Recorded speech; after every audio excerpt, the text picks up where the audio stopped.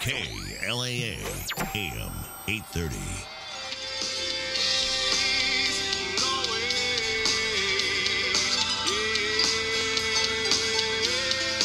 Welcome back, everyone.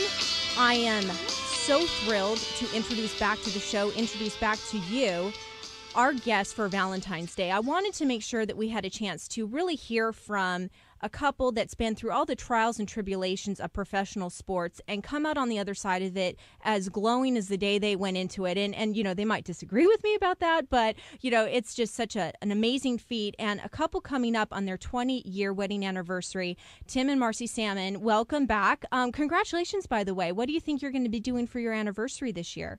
Well, we've decided we're going to celebrate it a little bit earlier. We're taking the family to Europe in the spring, even though our anniversary is not until the fall in November. So we're kind of celebrating it a little bit beforehand. But yeah, that's a special anniversary for us to travel as a family to Europe. I mean, that's something that we dreamed about doing when we were 18 years old. So it's coming to fruition. Oh, that's awesome. Yeah, I'm actually coming up on my 10-year anniversary, and it's something neat about having those round numbers, isn't it? Yeah. Now, how has your time as a family and the focus of life changed since retirement? I think you're sort of alluding to that there. Yeah, I'll answer that, but I think really my wife could answer it as well, too, because it's her life that's really changed the most. But, my life, when I retired, I made an effort. I kept saying that it was, I want to make sure that I spend as much time as I can with my kids and give them back the opportunity to develop their dreams and passions. And I feel like I've done that. I mean, I feel I've jumped right into their lives, whether it's coaching their teams or, joining the field trips or doing the carpools and things of that nature. And, for me, it's been quite an adjustment in the sense that, their lives are busy. It's given me a new appreciation for the jobs that the moms that stay at home have, and but without a doubt, I mean, there's a lot of work that goes into that, and I know the kids love having dad around, but at the same time, mom is a lot different, disciplinarian, and a lot of other things than dad is. So who lays down? Now they have two parental figures around. I'm not so sure that they probably enjoy so much of that change, but Mars could probably allude or give you some more. Now, who lays down the hammer the most? Oh, I think I do. It's I kind of lay down the hammer, and Mom's there to pick up the pieces. So, but no, I don't mean it. I'm not, that much of a disciplinarian. It is, I'm not that tough on them. But the structure and the discipline that most athletes have. I mean, without a doubt, it's going to carry over in other areas of my life. And right. And now that I'm with them 24 hours a day. They're getting a little bit more of a taste of some of that structure and discipline, and so I'm sure those are some of the changes that they're seeing. How about to you all as a couple, Marci? What's changed for you all having him around so much? Well, I have to say in the off seasons before, when we only had 3 months, he didn't commit to anything, and so those 3 months then I was kind of at his beck and call if he wanted to go do stuff. So I was kind of on his schedule still, but. Now that he's home and he's really trying to do everything, trying to figure out what he's going to really commit to in the next 10, 20 years. But he's kept himself very busy. I'm trying to tame him back down. I liked the baseball schedule because it was a lot calmer. Right. Wow. Yeah, that's true. And then you have another person add into the schedule, and you have 4 children, correct? But okay. He's been so helpful with, like he said, that our kids are at ages where they're all 4 going different directions, and so he's very helpful with the driving and homework and just getting kids where they need to go and all that after school stuff. It's so much. Actually, the most stressful thing that I've done in the entire last year. Yesterday, I volunteered in my daughter's kindergarten class, and I got to tell you, I have so much respect for those teachers now. So. Wow, just kids running everywhere. It's crazy. It's so good to have help. Now, the two of you are so involved in community, and you give back so much. It was really shocking to see how many people showed up in the pouring rain on Monday for the Tim Salmon Golf Classic here in Southern California, and the dedication that you all showed. I mean, I was only there for an hour, and my feet went numb. It was so cold. But how what is your focus and what are your goals for giving back, and how did the rest of Monday go?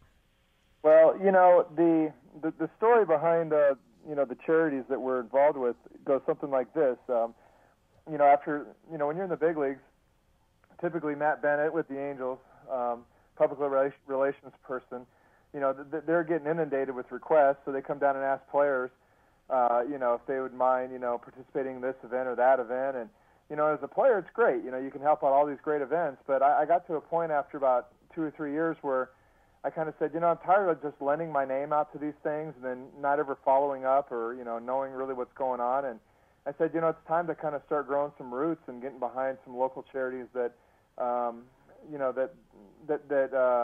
we not only can contribute to and make a difference in, but, we can follow and be a part of and kind of get our hands, dirty with them. And at the same time, something that my wife and my family can be a part of. And so we scoured the long list of local charities, and we found two. We found two local ones. One was Family Solutions, and one was Laurel House, and we decided that we wanted to look at something that dealt with the disadvantaged children in our local community, and both of those charities were right there in the Tustin Ranch, Orange County area, and they're close to home. Mm-hmm. But the hardest decision was deciding which one, and since we narrowed it down to two, and we felt like they both were doing such great work, but they were both very different from each other, and the efforts they made, we decided to take them both on, and so we got involved. And Family Solutions was a foster care agency that had 6 or 7 foster care homes, and in the Orange County area, and we got involved with them, helping them to do things within their foster care homes and with the kids. And Laurel House was a teenage crisis kind of a home, like a timeout kind of a home, just an area. It was just a local residence right down the street from our house, and with they had some host parents that lived there all the time that were really making a difference in some troubled teens' lives. And these were all faith-based as well, but there were really two opportunities for us to do my golf tournament to go to events throughout the year to help them raise funds, but also to go by and visit and to get to know the parents in these homes and get to know the kids and really take it beyond just the meet and greets that you typically see at the stadiums and things of that nature. So. Right. So above and beyond in a way that you helped create success throughout your life, you committed to them, it sounds like, completely, and you're doing some great work and bringing awareness to some really important causes. A lot of people in Southern California don't think about disadvantaged youth or children who are having a hard time, families having a hard time. So thank you for doing that, but also, like you said, diving right in and getting involved in a meaningful, ongoing way. That's wonderful. How you said earlier that they're still tabulating from Monday, but in one event. Yeah. Well, considering the economic condition, I think the fact that we even continue to have a golf tournament this year, there's so many charities around or at least around Phoenix and around the country that are canceling all their events.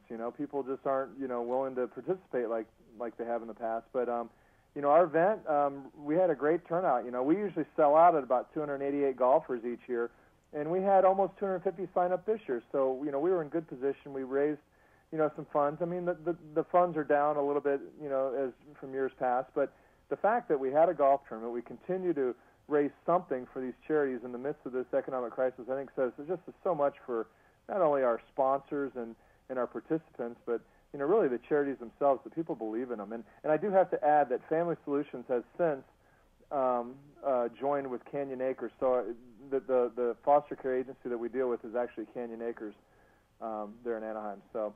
Wow! It turned out to be a great event considering the economic conditions and the amount of rain we had. There seemed like there'd be a lot of forces at work there trying to, dislodge us, but we were able to, follow through with it. That's 2 years in a row of rain in Southern California. You could not.